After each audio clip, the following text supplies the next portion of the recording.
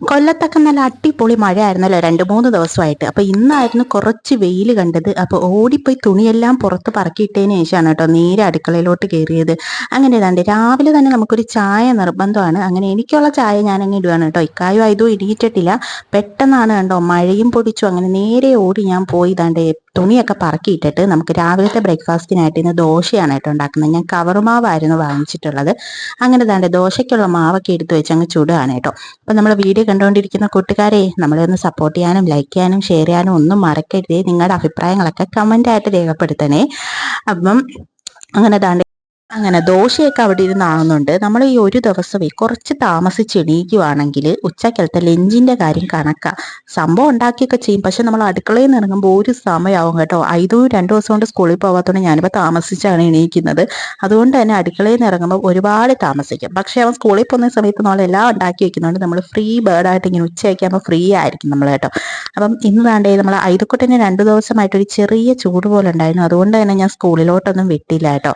അങ്ങനെ അവന് ഹായ് ഒക്കെ പറയുകയാണ്. അതിൻ്റെ ഇടയ്ക്ക് ഞാൻ പറഞ്ഞു മമ്മി പല്ലൊക്കെ തേക്കാൻ, പല്ല് തേക്കാൻ ഭയങ്കര മടിയാണ് കേട്ടോ. അപ്പം ഞാൻ പറഞ്ഞു പുഴു വരുമെന്ന്. അപ്പോൾ അത് കേട്ടോടനെ അവൻ ഓടി. അങ്ങനെ നേരെ വാപ്പി മോനും കൂടെ നേരെ കപ്പ പുഴുവാനായിട്ട് ഇറങ്ങിയേക്കുവാണ്. അപ്പോൾ ഇന്നലെ പറഞ്ഞിട്ടുണ്ടായിരുന്നു ഇന്ന് നമുക്ക് ചോറിന് പകരം കപ്പ പുഴുക്കും അതുപോലെ തന്നെ ബീഫ് കറിയും അങ്ങ് ആക്കാം. അപ്പോൾ കഴിഞ്ഞ ദിവസം തന്നെ 1 കിലോ ബീഫ് വാങ്ങിച്ചിട്ട് വന്നിട്ടുണ്ടായിരുന്നു. അങ്ങനെ നമ്മളെ വീട്ടിൽ കപ്പ ഉണ്ടായതുകൊണ്ട് തന്നെ നമ്മളത് പുഴുതെടുക്കുവാണ് കേട്ടോ. അങ്ങനെ മഴ പെയ്യുന്നതുകൊണ്ട് നേരത്തെ ഇറങ്ങി അങ്ങ് പുഴുകാന്ന് വിചാരിച്ചു. ഇനി മഴ പെയ്തു കഴിഞ്ഞാൽ ഒന്നും നടക്കത്തില്ല. അതുമല്ല മഴ പെയ്ത് കുതിർന്ന് കിടക്കുന്നതുകൊണ്ട് നമുക്ക് പെട്ടെന്ന് ഇങ്ങനെ വലിക്കുമ്പോൾ തന്നെ നമുക്ക് ആ ചീനിയൊക്കെ മുഴുവനായിട്ട് ഇങ്ങനെ കിട്ടുന്നുണ്ട് കേട്ടോ. എങ്കിലും ഇത് നല്ല വേര് ഓടിയിട്ടുണ്ട്. അപ്പോൾ അടിയിലോട്ടും ഒക്കെ കുറേ പോയിട്ടുണ്ട്. ഇവിടെ എലിശല്യം കൂടുതലായതുകൊണ്ട് നമുക്കിത് കുറേ നാൾ നിർത്താനൊന്നും പറ്റത്തില്ല. എങ്കിലും ചിലതൊക്കെ എലിയൊക്കെ കടിച്ച് തിന്നുന്നുണ്ട്.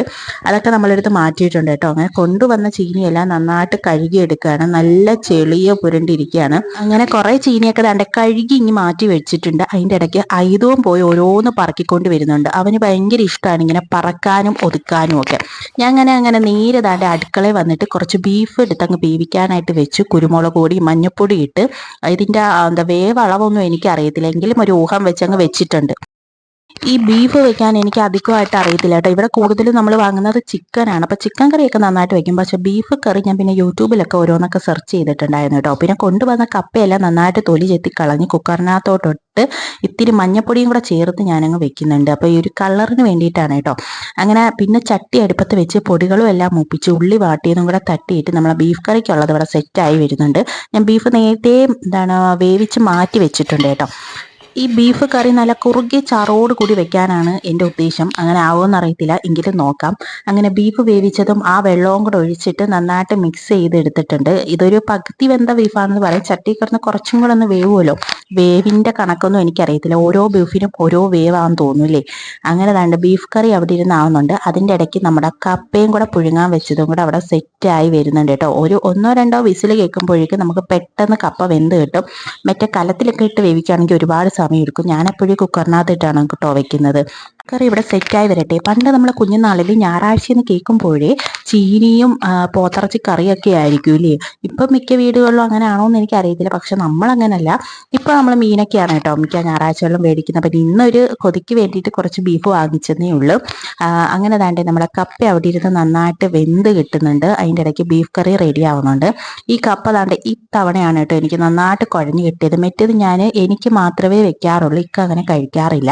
അതുകൊണ്ട് തന്നെ ഈ കുഴമ്പ് പരുവത്തിലാക്കി എടുക്കാൻ ഇത്തിരി ബുദ്ധിമുട്ടാണ്. പക്ഷെ ഇന്ന് എന്താണെന്ന് അറിയത്തില്ല, നല്ല അടിപൊളി കുഴമ്പ് പരുവത്തിലാക്കി കിട്ടിയിട്ടുണ്ട്. പിന്നെ ഇന്ന് കപ്പ മാത്രമേ ഉള്ളതുകൊണ്ട് ഞാൻ അതിനകത്ത് കുറച്ച് കടുകും കൂടെ അങ്ങ് വറുത്തൊഴിച്ചിട്ടുണ്ട് കേട്ടോ, ഒരു മണത്തിന് വേണ്ടിയിട്ടാണ്. അങ്ങനെ കപ്പ തന്നെ അടിപൊളി കളറിലൊക്കെ കിട്ടിയിട്ടുണ്ട്. പിന്നെ അതിൻ്റെ ഇടയ്ക്ക് ഒരു വെറും കറിയും കൂടെ ഞാൻ കാച്ചി എടുത്തിട്ടുണ്ട്. അത് ഐതുക്കുട്ടന് വേണ്ടിയിട്ടാണ്. അവന് ഈ കപ്പ മാത്രമായിട്ട് കൊടുക്കാക്കത്തില്ലല്ലോ, ചോറും ഇത്തിരി ഞാൻ വെച്ച് അവന് വേണ്ടിയിട്ട്. അങ്ങനെ കപ്പയും കറിയും ഒക്കെ റെഡിയായി. അതിൻ്റെ ഇടയ്ക്ക് ഞാൻ അടുക്കളയൊക്കെ പോയി ഒന്ന് വൃത്തിയാക്കിയെടുത്ത് ഇക്കാക്ക് വിശക്കുന്നു എന്ന് പറഞ്ഞപ്പം ഇക്കാക്കുള്ള ഫുഡൊക്കെ കൊടുത്തിട്ട് ഞാൻ പോയി നേരെ കുളിച്ചിട്ട് വന്നിട്ട് എനിക്കുള്ള ഫുഡും കൂടെ അങ്ങ് കഴിക്കുകയാണ് കേട്ടോ. അപ്പം നമ്മൾ ബീഫ് കറിയും അതുപോലെ തന്നെ നല്ല സോഫ്റ്റ് കപ്പയും കൂടെ കഴിക്കുകയാണ്. അടിപൊളി ടേസ്റ്റ് ആയിരുന്നു. ബീഫ് കറി പറയാനില്ല, നല്ല അടിപൊളി കുറുകിയ ചറോട് കൂടി ഇനി കിട്ടിയിട്ടുണ്ട് കേട്ടോ. അപ്പം ഞാൻ വെച്ചുകൊണ്ട് ഞാൻ പൊങ്ങച്ചം പറയല്ല, നല്ല അടിപൊളി ടേസ്റ്റ് ആയിരുന്നു. അപ്പം നമ്മളെ വീഡിയോ കാണുന്ന കൂട്ടുകാർ സപ്പോർട്ട് ചെയ്യാൻ മറക്കല്ലേ. മറ്റൊരു